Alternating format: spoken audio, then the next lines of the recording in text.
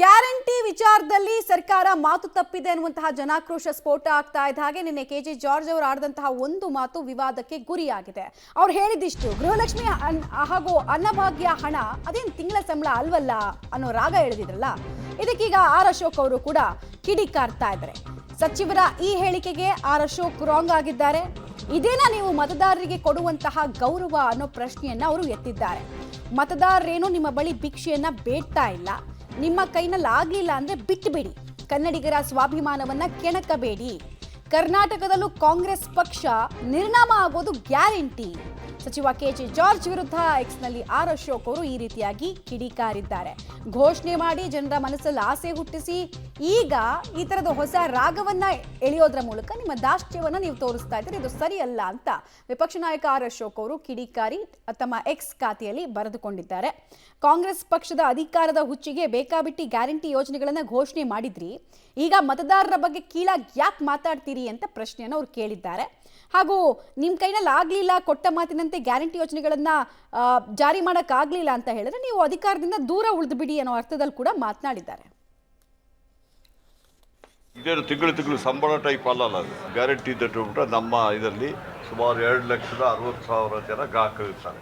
ಅದನ್ನು ನಾವು ತಿಂಗಳು ಹೋಗ್ತಾ ಇರ್ತದೆ. ಅದು ಕೆಲವರಿಗೆ ಡಿಲೇ ಆಗಿರ್ಬೋದು, ಕೊಡದೇ ಇರೋದಲ್ಲ, ಒಂದು 10 ದಿವಸ 15 ದಿವಸ ಡಿಲೇ ಆಗ್ಬೋದು, ಬೇರೆ ಬೇರೆ ಕಾರಣ ಇರ್ಬೋದು. ಇದೇನು ತಿಂಗಳು ಸಂಬಳ ಟೈಪ್ ಅಲ್ಲ, ಅದು ಗ್ಯಾರಂಟಿ ಇದ್ಬಿಟ್ರೆ ನಮ್ಮ ಇದರಲ್ಲಿ ಸುಮಾರು 2,60,000 ಜನ ಗ್ರಾಹಕರು ಇರ್ತಾರೆ.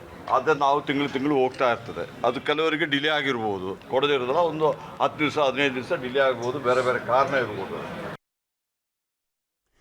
ಆರ್ ಅಶೋಕ್ ಸೇರಿದಂತೆ ಜನ ಕೆಜೆ ಜಾರ್ಜ್ನ ಒಂದೇ ಒಂದು ಪ್ರಶ್ನೆ ಕೇಳ್ತಾ ಇರೋದು, ನೀವೇನಂತ ಓಟ್ ಹಾಕಿಸ್ಕೊಂಡ್ರಿ ನಿಮ್ಮ ಪಕ್ಷಕ್ಕೆ? ಗ್ಯಾರಂಟಿ ಕೊಡ್ತೀವಿ, ನಮ್ಮನ್ನು ಅಧಿಕಾರಕ್ಕೆ ತನ್ನಿ, ನೀವು ಓಟ್ ಹಾಕಿ ಅಂತ ಹೇಳಿದ್ರಿ, ನಾವು ಓಟ್ ಹಾಕಿದ್ವಿ. ಈಗ ನಮ್ಮದು ಗ್ಯಾರಂಟಿಯನ್ನು ಕೇಳೋದು ಅಧಿಕಾರಯುತವಾಗಿ ನಾವು ಕೇಳಬೇಕು ನಿಮ್ಮನ್ನ. ಈಗ ನೋಡಿದ್ರೆ ನಿಮ್ದು ಈ ಥರದ ದಾಷ್ಟ್ಯ ಹೇಳಿಕೆಗಳೆಲ್ಲ ಸರಿಯಲ್ಲ ಅನ್ನುವಂತಹ ಆಕ್ರೋಶ ಸಾರ್ವಜನಿಕವಾಗಿ ಕೂಡ ವ್ಯಕ್ತ ಆಗ್ತಾ ಇದೆ. ಮತ್ತೆ ಆರ್ ಅಶೋಕ್ ಅವರು ಎತ್ತಿದಂತಹ ಪಾಯಿಂಟ್ ಬಹಳ ವ್ಯಾಲಿಡ್ ಆಗಿದೆ.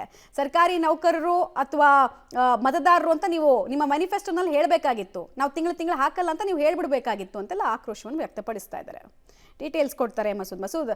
ಜನರಿಗೆ ಅಧಿಕಾರ ಇದೆ ಮಸೂದ್, ಯಾಕಂದ್ರೆ ಗ್ಯಾರಂಟಿಯನ್ನ ತೋರಿಸಿನೇ ಇವರು ಓಟ್ ಹಾಕಿಸ್ಕೊಂಡಿರೋದು. ಸೊ ಅಧಿಕಾರಯುತವಾಗಿ ಜನ ಕೇಳಿದ್ರೆ ಸಚಿವರು ಜವಾಬ್ದಾರಿಯುತ ಸ್ಥಾನದಲ್ಲಿದ್ದವರು ಇಷ್ಟೊಂದು ಕೇರ್ಲೆಸ್ ಆಗಿ ಹೇಳಿಕೆಗಳನ್ನು ಕೊಟ್ಟಾಗ ಸಹಜವಾಗಿ ವಿಪಕ್ಷಗಳ ಬಾಯಿಗೆ ಅದು ಆಹಾರ ಆಗುತ್ತೆ.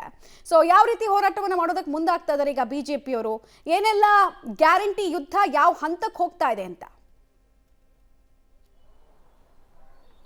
ಮಮತಾ, ಇನ್ನೂ 2 ವರ್ಷ ಕೂಡ ಆಗಿಲ್ಲ ಈ ರಾಜ್ಯ ಸರ್ಕಾರ ಬಂದು. ಅದಾಗಲೇ ಗ್ಯಾರಂಟಿಗಳನ್ನು ಕೊಡಲಾಗದಷ್ಟು ಆರ್ಥಿಕ ಹೊಡೆತಕ್ಕೆ ಒಳಗಾಗಿರುವಂಥದ್ದು. ಜೊತೆಗೆ ಇತ್ತೀಚೆಗೆ ಒಂದು 5 ತಿಂಗಳಿಂದ ಅನ್ನಭಾಗ್ಯದ ಹಣ ಬಂದಿಲ್ಲ, ಹಾಗೆಯೇ ಗೃಹ ನಿಧಿ ಕೂಡ ಕೊಟ್ಟಿಲ್ಲ, ಯುವ ನಿಧಿ ಇನ್ನೂ ಕೂಡ ಸರಿಯಾಗಿ ಜಾರಿ ಆಗ್ತಿಲ್ಲ. ಇವೆಲ್ಲ ಆರೋಪಗಳನ್ನು ಕೂಡ ರಾಜ್ಯ ಸರ್ಕಾರ ಹೊತ್ಕೊಳ್ತಾ ಇದೆ. ಈ ಸಂಬಂಧಪಟ್ಟಂತೆ ಈಗಾಗಲೇ ಜನಾಕ್ರೋಶ ವ್ಯಕ್ತ ಆಗ್ತಾ ಇದೆ. ಈ ಮಧ್ಯೆ ನಿನ್ನೆ ಚಿತ್ರದುರ್ಗದಲ್ಲಿ ಇಂಧನ ಸಚಿವ ಕೆಜೆ ಜಾರ್ಜ್ ಅವರು ಅದೇನು ತಿಂಗಳ ಸಂಬಳ ಅಲ್ವಲ್ಲ, ಪ್ರತಿ ತಿಂಗಳು ಕೊಡೋದಕ್ಕೆ ಅನ್ನುವಂಥ ವಿವಾದಾತ್ಮಕ ಹೇಳಿಕೆಯನ್ನು ಕೊಟ್ಟಿದ್ದಾರೆ. ಜೊತೆಗೆ ರಾಜ್ಯದ ಜನ, ಮುಖ್ಯವಾಗಿ ಗ್ಯಾರಂಟಿಗಳ ಫಲಾನುಭವಿಗಳು ಯಾರಿದ್ದಾರೆ ಅವ್ರನ್ನ ಕೆರಳಿಸುವಂತ ಹೇಳಿಕೆ ಇದಾಗಿದೆ. ಹಾಗಾಗಿ ಅಂದ್ರೆ ಪ್ರತಿ ತಿಂಗಳು ಕೊಡಕ್ಕಾಗದೇ ಇರುವಷ್ಟು ಆರ್ಥಿಕ ಹೊಡೆತಕ್ಕೆ ರಾಜ್ಯ ಸರ್ಕಾರ ಒಳಗಾಗಿದೆ ಅನ್ನುವಂಥದ್ದು ಅವರ ಹೇಳಿಕೆಯಲ್ಲಿ ಇದೆ. ಆದಾಯ ಜಾಸ್ತಿ ಬಂದಾಗ ಕೊಡ್ತೇವೆ, ಒಟ್ಟಿಗೆ ಕೊಡ್ತೇವೆ, ಕೆಲವೊಂದ್ಸಲ ಆಗೋದಿಲ್ಲ ಅನ್ನೋ ಅರ್ಥದಲ್ಲಿ ಮಾತಾಡಿದ್ದಾರೆ. ಮುಖ್ಯವಾಗಿ ತಿಂಗಳ ಸಂಬಳ ವಿಚಾರ ಮಾತಾಡಿದಾರಲ್ಲ, ಅದು ಜನರನ್ನ ಕೆರಳಿಸಿದೆ. ಅದನ್ನೇ ಇಟ್ಕೊಂಡು ಈಗ ಆರ್ ಅಶೋಕ್ ಅವರು ಕೂಡ ತಮ್ಮ ಟ್ವೀಟ್ ನಲ್ಲಿ ಅವ್ರನ್ನ ಟೀಕೆ ಮಾಡಿದ್ದಾರೆ. ಅಂದ್ರೆ ನೀವು ಗ್ಯಾರಂಟಿ ನಿಮ್ಮ ತೆವಳಿಗೆ ಘೋಷಣೆ ಮಾಡಿದೀರಾ, ಘೋಷಣೆ ಮಾಡಿದ್ಮೇಲೆ ಗೌರವದಿಂದ ಕೊಡಬೇಕು. ಈಗ ಮತದಾರರ ಗೌರವವನ್ನ ಕಳೆಯುವಂತ ಮಾತಾಡಬಾರ್ದು, ಇದು ನಿಮ್ಗೆ ಅಪಾಯ ಆಗುತ್ತೆ. ಅಂದ್ರೆ ನೀವು ಸುಳ್ಳು ಹೇಳಿ ಗ್ಯಾರಂಟಿಗಳನ್ನ ನಿಮ್ ತೆವಲಿಗೆ ಕೊಟ್ಟು ಅಧಿಕಾರಕ್ಕೆ ಬಂದಿದ್ದೀರಾ, ಜನರ ಶಾಪ ನಿಮ್ಗೆ ಬಿಡೋದಿಲ್ಲ. ಮುಖ್ಯವಾಗಿ ಮತದಾರರ, ಕನ್ನಡಿಗರ ಒಂದ್ ರೀತಿಯಲ್ಲಿ ಮರ್ಯಾದೆಯನ್ನ ಕಳೆದಿದ್ದೀರಾ ನಿಮ್ಮ ಹೇಳಿಕೆ ಮೂಲಕ.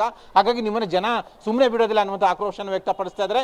ಗ್ಯಾರಂಟಿಗಳನ್ನ ಹೇಳಿದ ಮೇಲೆ, ಘೋಷಣೆ ಮಾಡಿದ ಮೇಲೆ ಕೊಡಬೇಕಾಗಿರೋದು ನಿಮ್ಮ ಕರ್ತವ್ಯ, ನೀವು ಕೊಡಲೇಬೇಕು. ಅದನ್ನ ಬಿಟ್ಟು ಕನ್ನಡಿಗರ ಸ್ವಾಭಿಮಾನವನ್ನ ಕೆಣಕುವಂತ ಕೆಲಸ ಮಾಡಬೇಡಿ ಅನ್ನುವಂತಹ ಎಚ್ಚರಿಕೆಯನ್ನು ಕೂಡ ಕೊಟ್ಟಿದ್ದಾರೆ. ಈಗಾಗಲೇ ಜನಾಕ್ರೋಶ ಕೂಡ ಶುರು ಆಗ್ತಿದೆ. ಇವತ್ತು ಮುನಿಯಪ್ಪನವರು ಸುದ್ದಿಗೋಷ್ಠಿ ಕೂಡ ಕರೆದಿದ್ದಾರೆ. ಹಾಗಾಗಿ ಯಾವ ಸ್ಪಷ್ಟೀಕರಣ ಕೊಡುತ್ತೆ ಅನ್ನುವಂಥದ್ದು ಒಂದು, ಅದೇ ಜನಗಳಿಗೆ ಗ್ಯಾರಂಟಿಗಳು ಬರ್ತಾ ಇಲ್ವಲ್ಲ, ಅದನ್ನೇ ಯಾವ ರೀತಿ ಸಂಭಾಳಿಸುತ್ತೆ ರಾಜ್ಯ ಸರ್ಕಾರ ಅನ್ನುವಂಥದ್ದು ಕಾದು ನೋಡಬೇಕಾಗಿದೆ. ಮಮತಾ, ಧನ್ಯವಾದ ಮಸೂದ್ ತಮ್ಮ ಮಾಹಿತಿಗಾಗಿ.